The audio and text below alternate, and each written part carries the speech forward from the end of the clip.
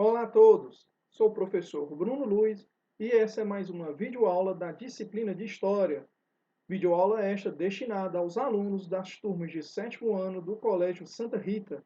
Nessa nossa nona videoaula, vamos dar início à correção à resolução do exercício do capítulo 4, Renascimento e Humanismo. Vamos lá. Primeira questão. Sobre o Renascimento, responda. Alternativa A. O que foi, onde e quando começou o Renascimento? Ou seja, essas três perguntinhas aí, fazendo aí um resumo, um apanhado do que foi o período renascentista. Então, a primeira, o que foi o Renascimento? Foi um movimento cultural, um grande, um intenso movimento cultural. Muitas vezes, o período renascentista ele é associado primeiramente apenas à arte, né? A pintura, a escultura, a arquitetura, as técnicas artísticas. E, de fato, foi um período de intensa renovação na arte. Porém, o período renascentista ele não foi apenas um movimento artístico, ele foi também um movimento científico, foi um movimento político, foi um movimento social. E pegando tudo isso, a gente pode resumir, então, até para facilitar, né, como uma resposta o que foi o Renascimento, um grande movimento cultural. Né? Ele foi iniciado no século XIV, período de transição entre o final da Idade Média e o início do período da Idade Moderna, ou seja, esse período de transição de social, político, econômico, ideológico, filosófico, tudo isso foi o Renascimento. Então, ele iniciou ali no século XIV, nas cidades italianas. Vamos falar muito, né, durante o exercício, pintor italiano, escultor italiano, cidade italiana.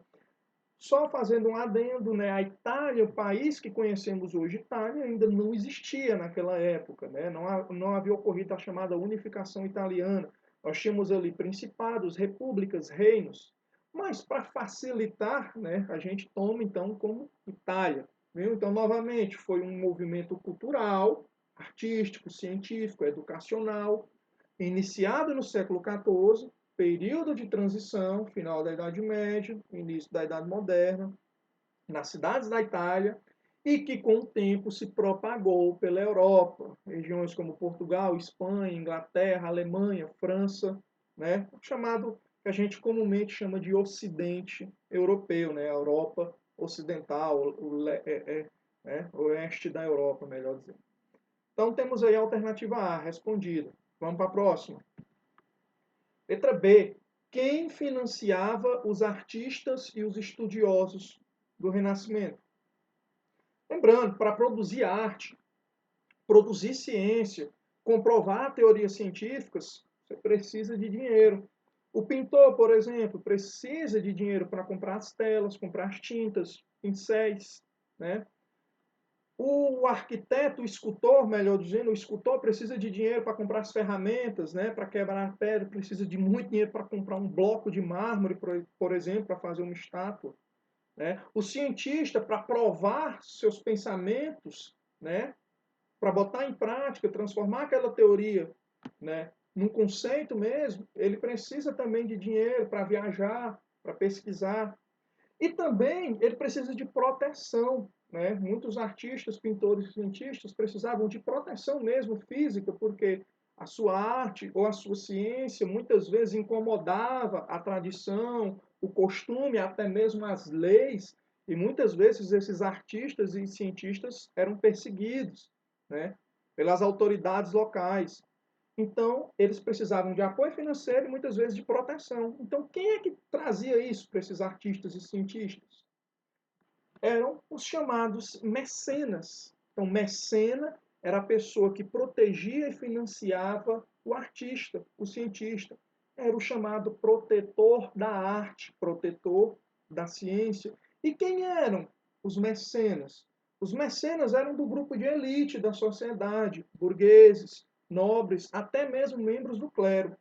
Esse termo mecenas, o protetor da arte, ele é grandemente associado à burguesia, né? Porque entre os maiores mecenas, a grande proporcionalmente, podemos dizer, a burguesia teve o maior número de mecenas.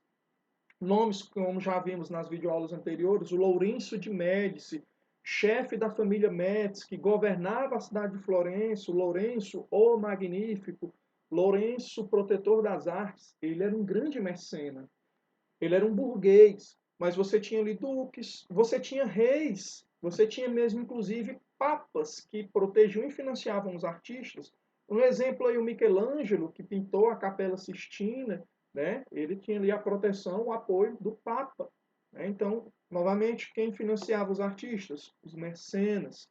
Quem eram os mecenas? Homens ricos, burgueses, nobres e membros do clero.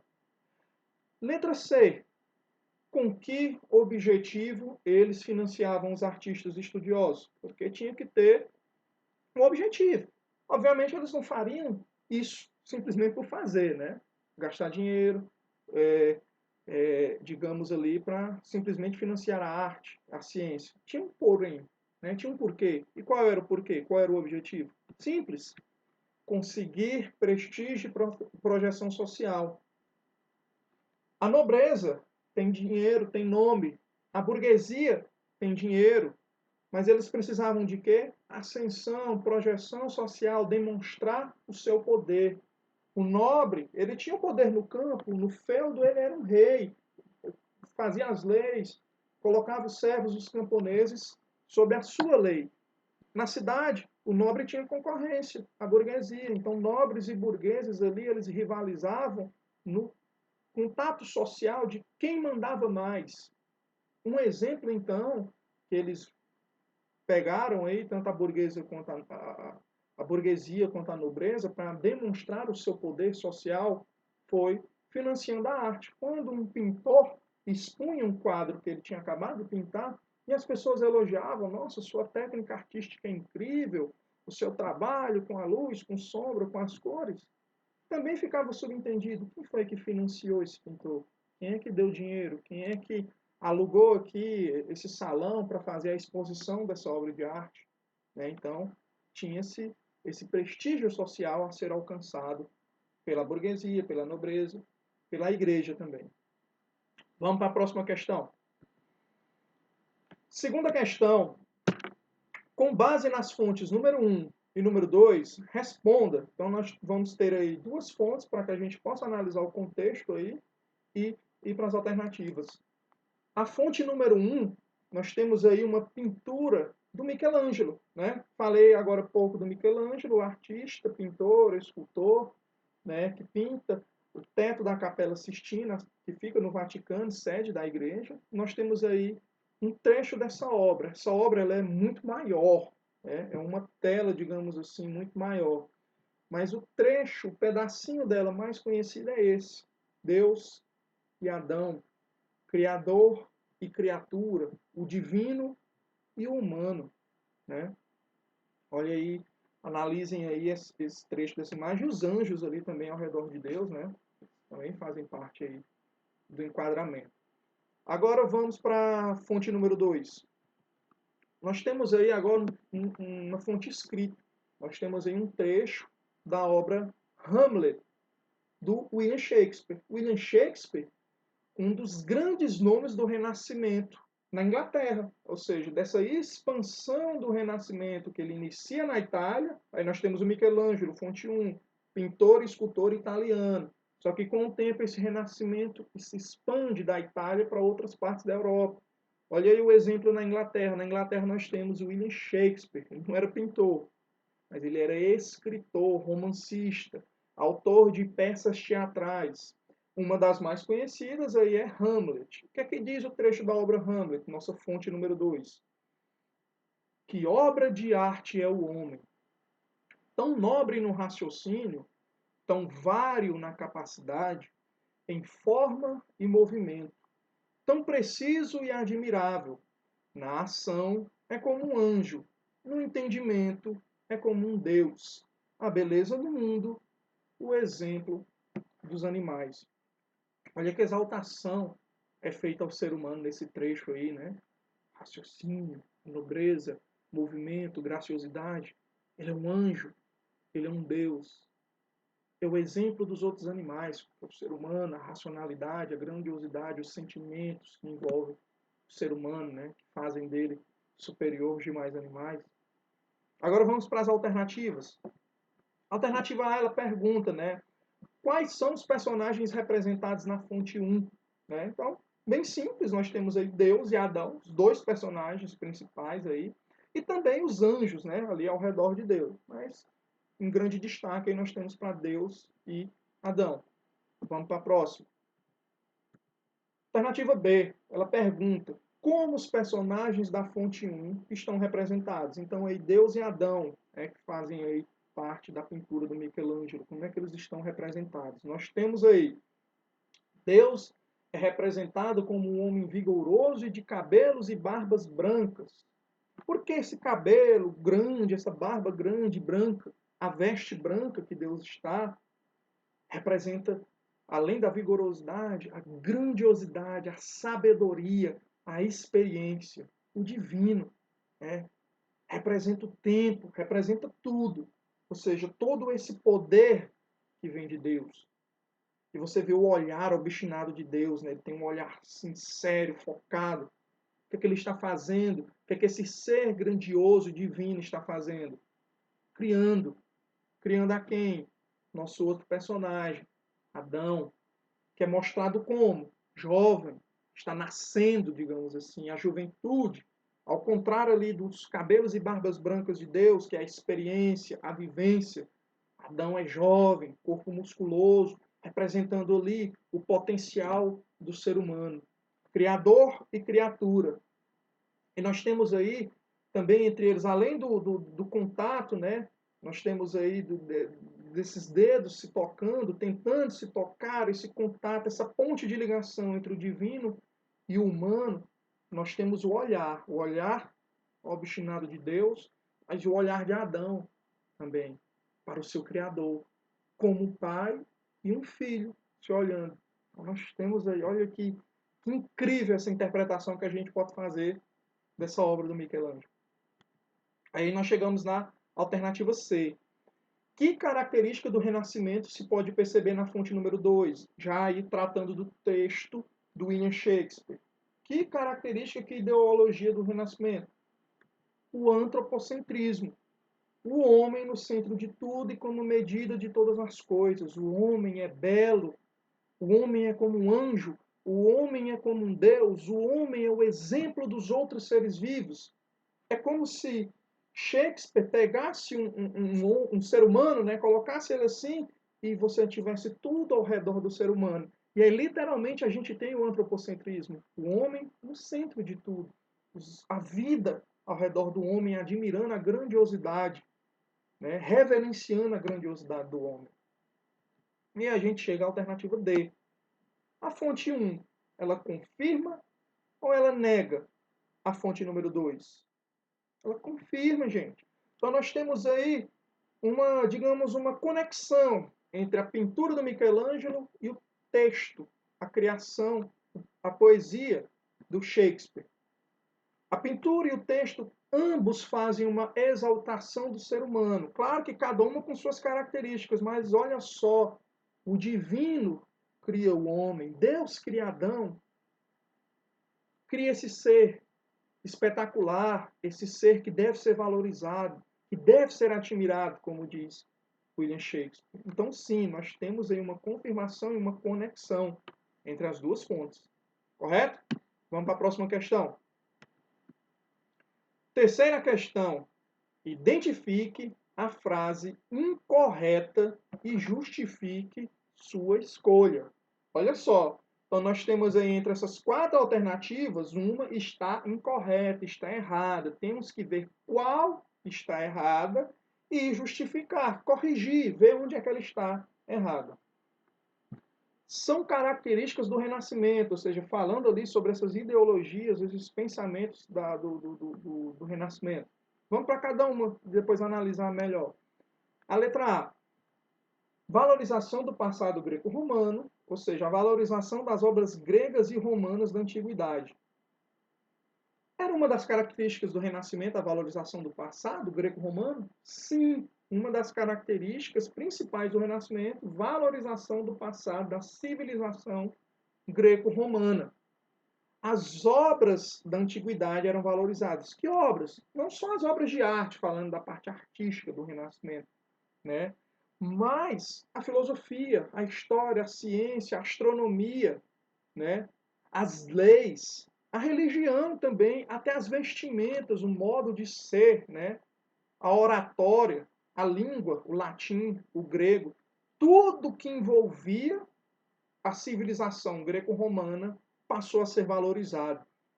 Olha só, essa valorização do passado, ela mostra bem o que foi, né, o renascimento das ideias, né, a origem do termo renascimento. A gente pula a Idade Média. Você vê ali os modernistas, eles voltam lá na antiguidade greco-romana, como se a Idade Média nem tivesse existido. Buscar as obras greco-romanas, trazer elas para um novo contexto, reinterpretar à luz da racionalidade, da ciência da época. Certo? Então a letra A está correta. Letra B, o antropocentrismo. O homem no centro das atenções, como a gente viu na questão anterior, é uma das características do Renascimento? É. Então o homem como medida de tudo, como valorização, correto. O antropocentrismo é bem ligado à próxima, individualismo. Será que está certo? Individualismo, a valorização da capacidade individual, do talento e da criatividade de cada pessoa. Era uma característica do Renascimento, correto? Essa valorização daquele saber, daquele diferencial que cada indivíduo tem, era uma das principais características do Renascimento. Portanto, a letra D está errada. Mas por que a letra D está errada? A letra D diz o seguinte, ó, uma nova visão do tempo, né? Uma visão do tempo. Mas uma visão do tempo, professor, é uma das características do Renascimento, essa nova visão do tempo. Sim, mas vamos continuando, ó. Uma nova visão do tempo, segundo a qual o tempo pertence a Deus. Por isso, é pecado emprestar dinheiro a juros. Você vê que tem uma contradição. Embora está dizendo que é uma característica renascentista, moderna, essa nova visão do tempo, olha aí o vínculo à tradição religiosa. Pertence a Deus. Essa tradição religiosa é mais vinculada aí ao pensamento medieval, não ao pensamento renascentista. Por isso está errado. Então, ó, alternativa incorreta, letra D. Como é que a gente corrige? Uma nova visão do tempo, segundo a qual o tempo pertence ao homem e este deve usá-lo em benefício próprio, como se ele quiser emprestar dinheiro a juros. Lembrem lá das feiras medievais, das feiras modernas, das feiras renascentistas. Pessoas de várias regiões do mundo conhecido se reunindo, mercadores, vendedores, compradores. E aí você tinha lá o cambista, aquela pessoa que fazia a troca do dinheiro e que cobrava uma taxa e que emprestava dinheiro e aí passado um dia, uma semana, um mês, um ano, ele cobrava juros. Porque ele era o ganha-pão dele, era a forma dele obter dinheiro. Então, essa nova visão do tempo para beneficiar o próprio indivíduo, o próprio homem. Né? Lembrando, burguesia, crescimento das cidades, crescimento do comércio, você tem aí também hora para abrir a loja, hora para fechar, hora para receber mercadoria, hora para entregar mercadoria. Então, essa nova visão do tempo em benefício do homem, para benefício próprio do ser humano. Aí sim, era uma das características do Renascimento. Então, corrijam aí a letra D. Vamos para a próxima questão. Novamente, o mesmo modelo da terceira questão. Identifique a afirmativa incorreta e justifique sua escolha. Nós temos aí novamente 4 alternativas e uma delas está errada, está incorreta. Vamos ver qual delas aí está incorreta. Letra A. O homem medieval guiava-se pelo ritmo da natureza, levantava com a luz do sol e parava de trabalhar quando anoitecia. Já a letra B diz: o homem renascentista acreditava que nada podia mudar o seu destino e que ele já havia sido traçado por Deus. A letra C diz: com o crescimento do comércio e das cidades, surgiu a necessidade de calcular, dividir e controlar o tempo. Já a letra D diz: a expressão tempo é dinheiro nasceu durante o Renascimento e é muito usada ainda hoje. Vamos lá agora, uma por uma. Letra A. O homem medieval, não é o homem renascentista. O homem medieval guiava-se pelo ritmo da natureza, levantava com a luz do sol e parava de trabalhar quando anoitecia. Verdade? Errado? Verdade. O homem medieval, e aí quando a gente fala isso, a gente está pensando ali naquele servo, naquele camponês que vive num feudo, que trabalha por um nobre, que era a grande maioria, a maioria absoluta da população medieval. Ele guiava-se pelo ritmo da natureza, ele acordava com o sol, dormia com o pôr do sol. Hora para plantar, hora para colher. Estação chuvosa, estação seca. As estações do ano, primavera, verão, outono, inverno, tudo isso aí, o ritmo da natureza era que dava o ritmo de vida para essas pessoas. Então, sim. Letra B, o homem renascentista. Olha só, mudou. Não é mais o homem medieval, agora é o homem renascentista. O homem renascentista acreditava que nada podia mudar o seu destino e que ele já tinha sido traçado por Deus. O homem renascentista, mas nós estamos vendo aí o restante da frase que faz uma associação com o pensamento religioso, com aquela tradição rígida religiosa que era mais característica medieval. Então, opa, acho que a letra B pode estar errada. Mas vamos ver a letra C. Com o crescimento do comércio das cidades, olha aí, crescimento do comércio das cidades, surgimento da burguesia, da nova classe social, surgiram novas necessidades, novos saberes. Como? Calcular, dividir, ler, escrever, controlar o tempo. Verdade. Com esse ritmo das cidades, do comércio, da nova economia que ia surgindo, você tinha, então, que nem na questão anterior, controlar o tempo. Hora para abrir o comércio, hora para fechar o comércio, hora para entregar mercadoria, hora para receber mercadoria. Ah, às 9h30 da manhã eu tenho que entregar um sapato, diz o sapateiro. Às 4h30 da tarde eu tenho que entregar uma espada, diz o ferreiro. Né? Então você tem ali que controlar o tempo. E você, comerciante, cambista, banqueiro ou mesmo um artesão, tem que calcular, tem que dividir, tem que fazer as contas direitinho para ter lucro, para não ter prejuízo. Então, essas novas necessidades surgem mesmo aí com o crescimento do comércio das cidades. Certo? Vamos para a letra D. A expressão tempo é dinheiro nasceu durante o Renascimento, é muito usada ainda hoje. Olha lá, controlar o tempo, letra C. Tempo é dinheiro. Verdade. Então, o que é que nos resta? A danadinha ali da letra B. Ela mesma. Ela está incorreta. Por quê? O homem renascentista acreditava no livre-arbítrio, podendo ele mesmo traçar e mudar o seu destino. Olha aí essa correção, essa justificativa, como ela faz associação tanto com o antropocentrismo, quanto com o individualismo, quanto o racionalismo, esses pensamentos aí renascentistas. Ó, o livre-arbítrio, eu escolho o que é que eu acho certo, o que é que eu acho errado, o que é que eu quero fazer e o que eu não quero fazer. Eu posso traçar, eu posso mudar o meu destino conforme as minhas escolhas. Então, esse pensamento é um pensamento renascentista. Já aquele pensamento de nada mudar o destino é mais vinculado com o pensamento medieval. Então, pessoal, espero que até aqui, nessas 4 primeiras alternativas, todos tenham acertado. Né? Encerramos aqui a primeira parte da nossa correção do exercício. Na nossa próxima videoaula, na videoaula número 10, nós vamos continuar a partir da quinta questão. Nós vamos corrigir as últimas questões. Então, espero que todo mundo continue aí estudando, continuem, foquem nos seus estudos e até a nossa próxima aula. Até mais.